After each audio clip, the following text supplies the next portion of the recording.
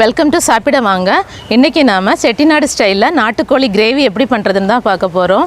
நாம் அடிக்கடி பிராய்லர் கோழி தான் வாங்கி சாப்பிடுவோம். ஆனால் நாட்டுக்கோழியில் இருக்கிற சத்து எதுவுமே பிராய்லர் கோழியில் இருக்காது.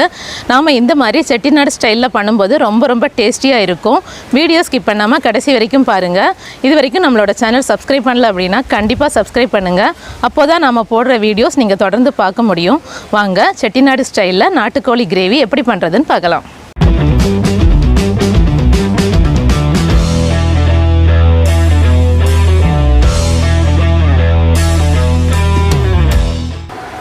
செட்டிநாடு ஸ்டைலில் நாட்டுக்கோழி சிக்கன் கிரேவி பண்ணுறதுக்கு இன்றைக்கி நாம் 1/2 கிலோ நாட்டுக்கோழி கறி எடுத்திருக்கோம். இது கூடவே 1/2 டீஸ்பூன் மஞ்சள் தூள், 1 டீஸ்பூன் லெமன் ஜூஸ், 1/2 டீஸ்பூன் அளவுக்கு உப்பு எல்லாத்தையும் சேர்த்துட்டு நல்லா மிக்ஸ் பண்ணிக்கலாம்.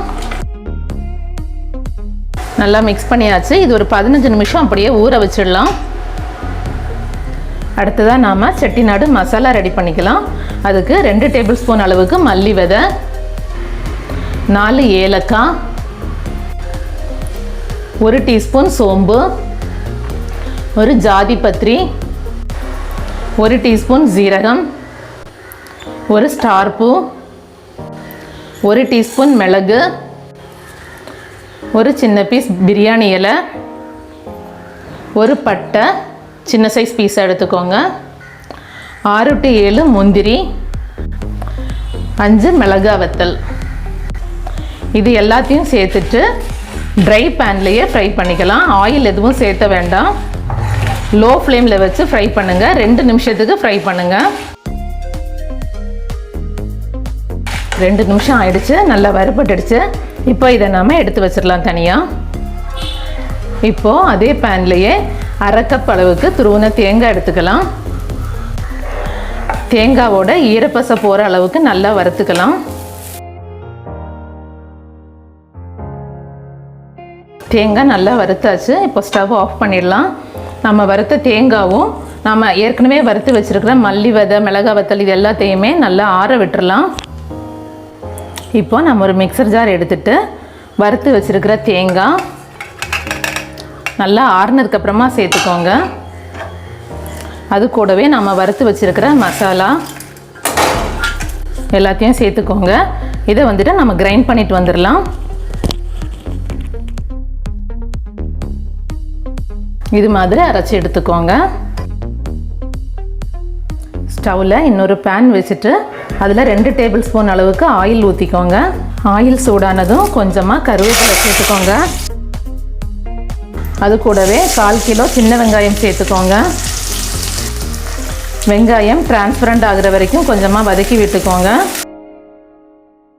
வெங்காயம் டிரான்ஸ்பரண்ட் ஆகிடுச்சு. இப்போ வந்துட்டு 1 டேபிள் ஸ்பூன் அளவுக்கு இஞ்சி பூண்டு பேஸ்ட்டு சேர்த்துக்கலாம். இஞ்சி பூண்டு பேஸ்ட்டோட பச்சை வாசனை போனதும் 2 தக்காளி ஸ்லைஸாக கட் பண்ணியிருக்கேன். மீடியம் சைஸ் தக்காளியாக சேர்த்துக்கோங்க.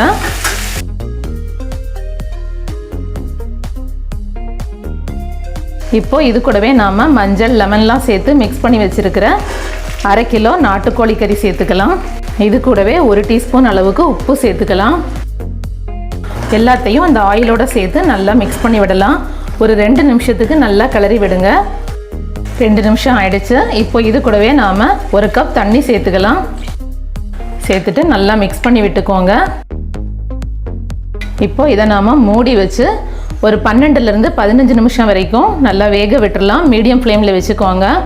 இப்போ இதை நாம் குக்கரில் வச்சு வேக விடுறதுனாலும் பண்ணலாம். குக்கரில் வைக்கிறதா இருந்தால் இதை குக்கரில் வச்சு ஒரு 4 to 5 விசில் வச்சு எடுத்துக்கோங்க. நார்மல் சிக்கனாக இருந்தால் சீக்கிரமாக வெந்துடும். நாட்டுக்கோழி வேகிறதுக்கு கொஞ்சம் லேட் ஆகும்.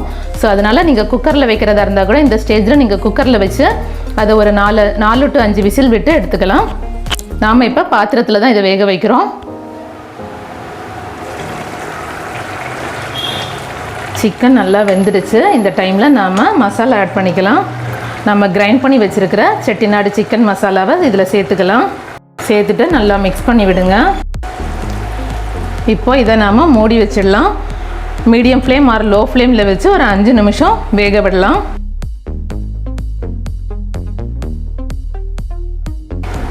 ஃபைனலாக இது மேலே கொஞ்சமாக மல்லி இலை தூவிக்கலாம்.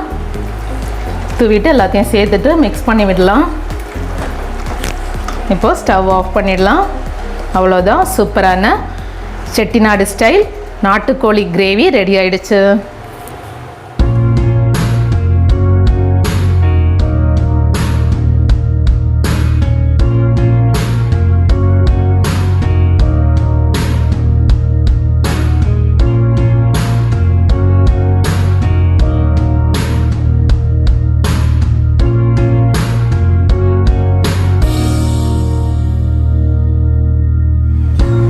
இது மாதிரி செட்டிநாடு ஸ்டைல் நாட்டுக்கோழி கிரேவி நீங்களும் செஞ்சு பாருங்கள்.